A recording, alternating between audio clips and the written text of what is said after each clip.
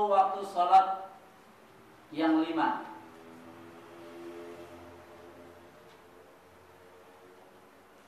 Sholat yang Allah fardukan itu 5 dalam sehari semalam.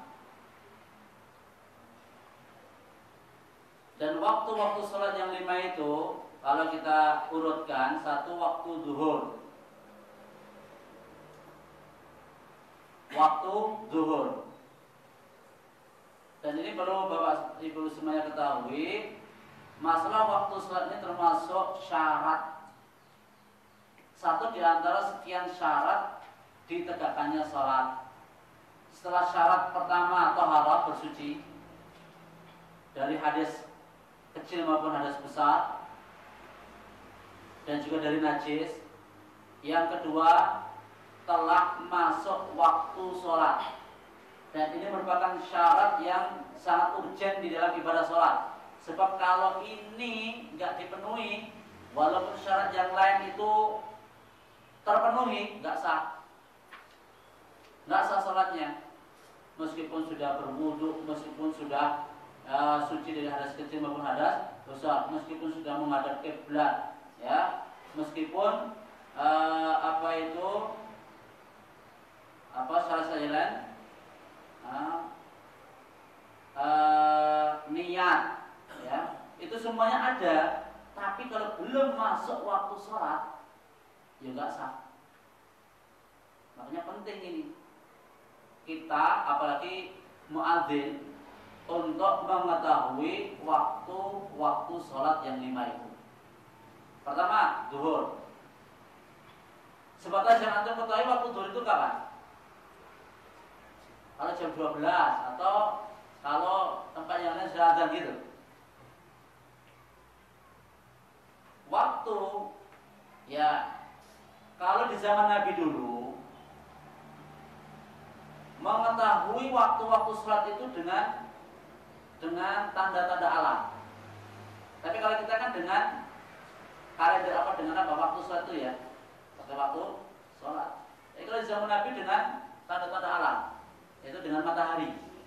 Kalau untuk waktu-waktu sholat, penandanya pakai perjalanan matahari.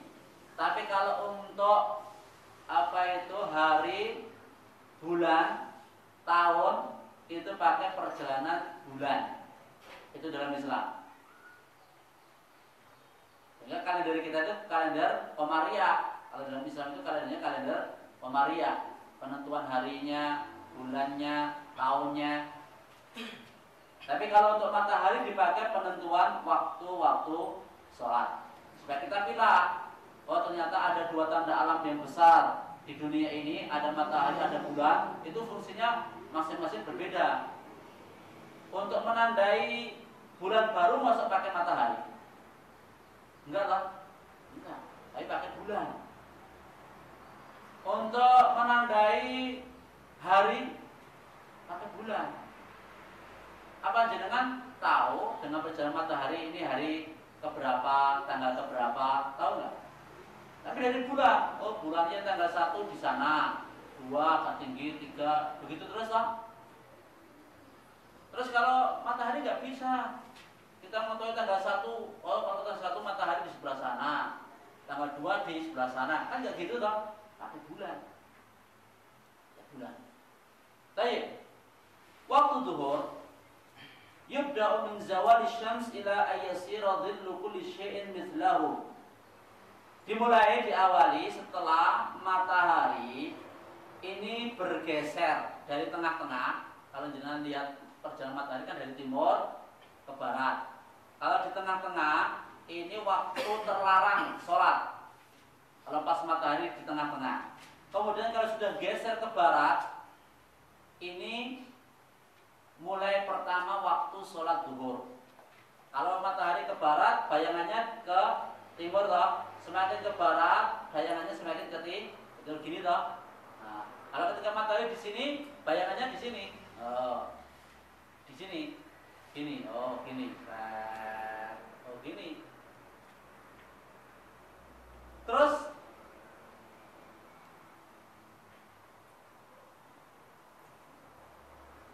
itu waktu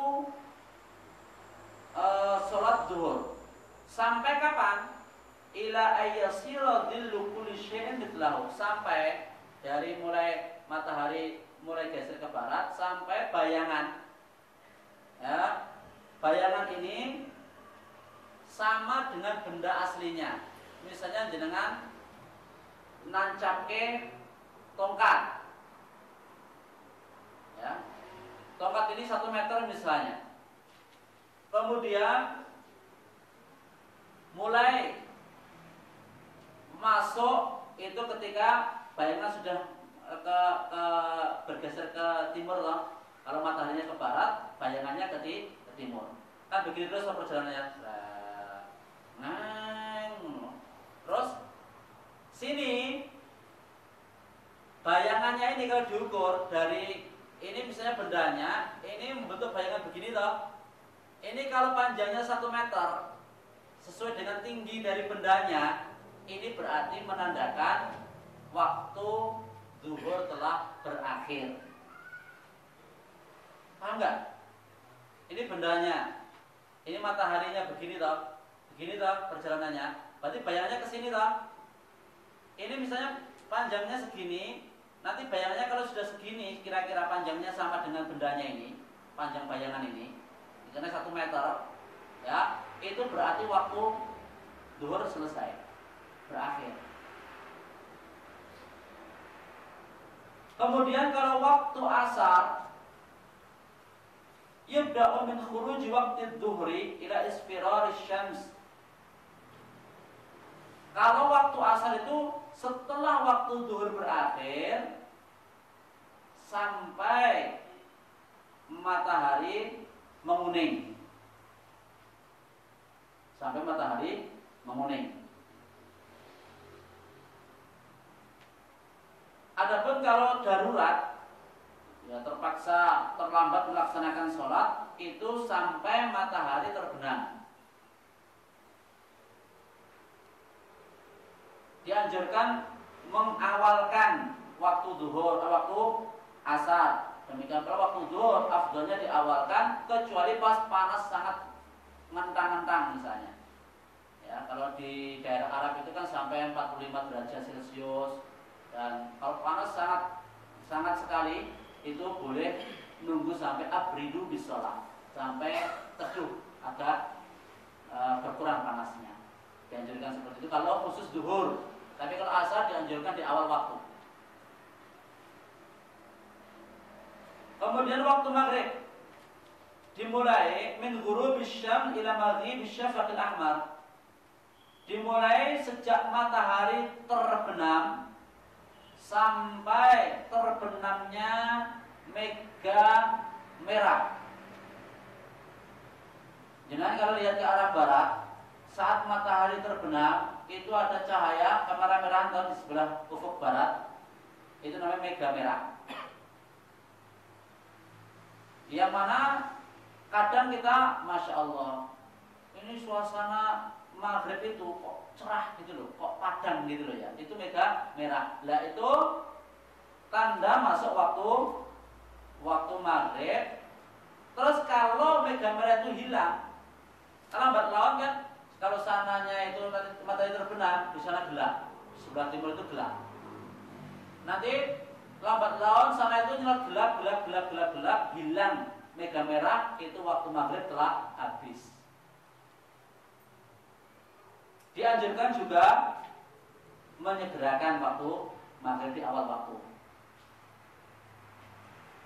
Waktu isya dimulai dari terbenamnya mega merah, hilangnya mega merah sampai separuh malam. Kalau misalnya terdesak kemudian hanya mampu melaksanakan itu di separuh malam sampai terbitnya fajar yang kedua. Kalau terpaksanya nggak bisa melaksanakan di waktu itu, masih bisa memungkinkan dilaksanakan setelah separuh malam sampai fajar yang kedua. Dan untuk isya ini mengakhirkan sampai sepertiga malam lebih afdol kalau itu mudah. Kalau mudah, tapi kalau jamaah ya pengennya dan rampung sholat isya kemudian istirahat, ya nggak apa-apa.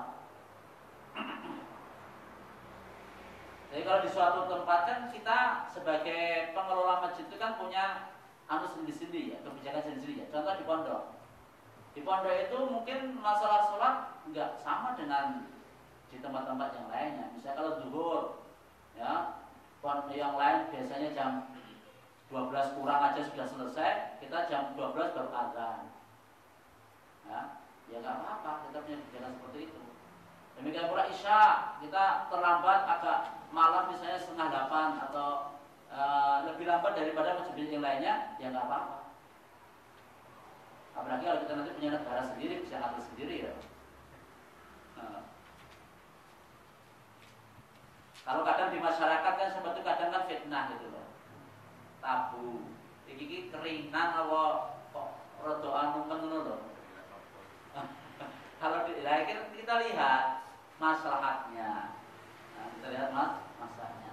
Kalau di sini begitu ya nanti tanggapannya beda. Makanya setiap tempat itu kebijaksanaannya beda-beda. Itu kita bicara di pondok kita.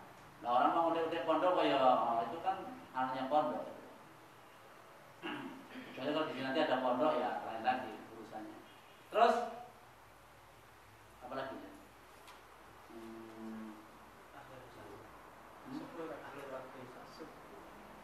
Akhir waktu isya sudah tadi. Akhir waktu isya itu separuh malam. Terus kalau kepeksa boleh dari sampai terbit fajar yang kedua.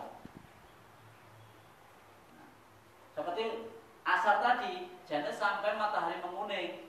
Neng, yang kepeksa urung sholat asar, apa oleh yang gitu sampai terbenami matahari. Kalau enek kelonggaran gitu, dispensasi. Ya.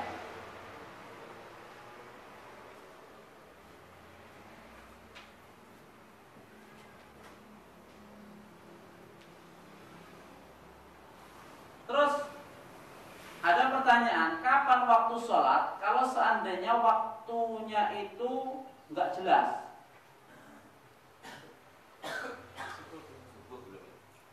Subuh belum? Oh iya. Subuh dimulai dari terbitnya fajar yang kedua sampai terbit matahari. Jadi fajar itu ada berapa? Kalau fajar orang banyak. Tapi kalau ini fajar tanda waktu sholat ini cuma 2 tok. 1 fajar kadhib, 2 fajar sodik. Pokoknya kuwi fajar sing asli, bukan fajar sing palsu ngono wae. Dan masalah waktu sholat ini. Tapi kalau yang punya nama fajar itu semuanya asli insyaallah. Kalau fajar ini cuma ada 2 aja, sing tenanan atau sing palsu. Nah, sing palsu itu munculnya sebelum sing tenanan. Sing palsu itu kadhib namanya. Ya, cirinya gimana? Kalau jenengan pemerhati alam dan juga biasa untuk memperhatikan alam beserta perubahan-perubahannya. Kalau fajar kadhib itu cirinya cahaya terang di ufuk timur memanjang seperti ekor serigala, ya, tapi nggak nyambung dengan ufuk. Ufuk itu kan batas antara langit dengan bumi itu kan ufuk itu. Kalau kita lihat ke sana itu kan bumi dengan langit kan begini toh. Jangan sebatas pandangan kita kok, walaupun jadi nyambung antara bumi dengan langit toh. Ya, apalagi kalau jangan lihat di lautan gitu loh. Ya di lautan itu kan bumi dengan langit nyambung nggak? Nyambung. Nah, itu namanya ufuk itu. Batas antara langit dengan bumi itu ufuk, sebatas pandangan kita itu. Nah, fajar kadhib ini munculnya cahaya terang itu di atas ufuk ini dhuwure ufuk. Memanjang seperti ekor serigala. Kemudian semakin lama semakin gelap. Baru muncul terang kuwi, ngerti-ngerti terus nyolot peteng.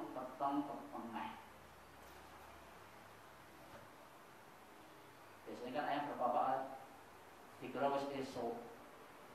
Ning apa karena ayam ya ngerti wae guys. Padang iki keruyuk. Pak Dewa den lek ijak kok ijik peteng ya. Gitu loh. Terus fajar yang kedua, fajar shadiq. Cirinya ini nyambung dengan ufuk. Cahaya terang di sebelah timur itu, cahayanya terang, nyambung dengan ufuk, melebar, bukan memanjang, tapi melebar ke utara selatan. Semakin lama semakin terang. Itu fajar shadiq. Nah, waktu subuh itu dimulai kalau sudah muncul fajar shadiq. Sampai kapan? Terbit matahari. Dan menyegerakan di waktu awal ini lebih afdal.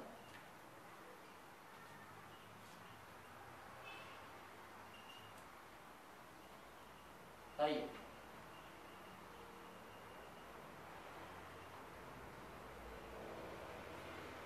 Bagaimana kalau seandainya tinggal di suatu daerah atau suatu tempat yang nggak melihat perjalanan matahari? Contoh di kutub, di daerah kutub itu kan konon katanya melihat matahari itu setengah tahun, melihat bulan itu setengah tahun, betul ya? Iya. Jadi kalau pernah ke daerah kutub sana belum? Hah? Ada yang cerita sudah pernah ke sana, jadi melihat matahari itu setengah tahun siang, setengah tahun malam. Loh, kok bisa? Bagian tinggal di kutub utara, sana utara ya, betul ya? Aduh, saya kualik, bingung berarti ya. Akhirnya sana utara, sana selatan, sana barat, saya timur. Salah berarti? Salah. Oh iya, sana barat. Orang yang tinggal di kutub selatan sana, ketika matahari di sebelah utara, peteng nggak sebelah sana itu? Peteng, wong adoh, matahari jauh di sebelah utara, makanya sana itu gelap. Lah, matahari di sebelah utara Khatulistiwa itu berapa lama? Setengah tahun kan? Setengah tahun di utara Khatulistiwa, setengah tahun di selatan Khatulistiwa. Bagi yang di kutub utara itu nanti akan merasakan gelap itu pas matahari di selatan Khatulistiwa. Tapi pas nanti matahari di selatan Khatulistiwa, kutub selatan yang tinggal di daerah kutub sana itu terang terus. Karena apa? Matahari dekat dengan mereka. Buktikan nanti. Kalau pembuktian berkunjung ke sana, saya juga siap ikut. Iya. Ini menunjukkan dalil pula, masya Allah, bahwa nanti Dajjal itu ya akan tinggal di bumi berapa lama? 40 hari. Sehari sama dengan setahun. Hari berikutnya sebulan sama dengan sebulan. Hari berikutnya sama dengan seminggu. Hari berikutnya sama seperti hari-hari yang kita lalui. Jangan heran. Sehari sama dengan setahun. Kalau di kutubnya sekarang sehari sama dengan setengah tahun. Karena apa? Pagi matahari terus. Ya. Terus ya gelap terus selama berbulan-bulan. Ya gimana waktu mengukur sholatnya? Islam itu agama yang sempurna. Wes cara gampangane, kowe urip nang endi wae iso ngamalke Islam. Rasa bingung. Ya, jenengan hidup di mana saja di bumi ini selama masih ada di bumi ya, bukan di planet yang lain. Ya, selama masih ada di bumi ini tidak ada kok syariat Islam itu yang enggak menjelaskan persoalan hidup manusia. Apalagi untuk masalah ibadah. Jangan, wah nanti kalau ditutup ya gimana ya ibadah kita, sholatnya piye, ngitungnya piye.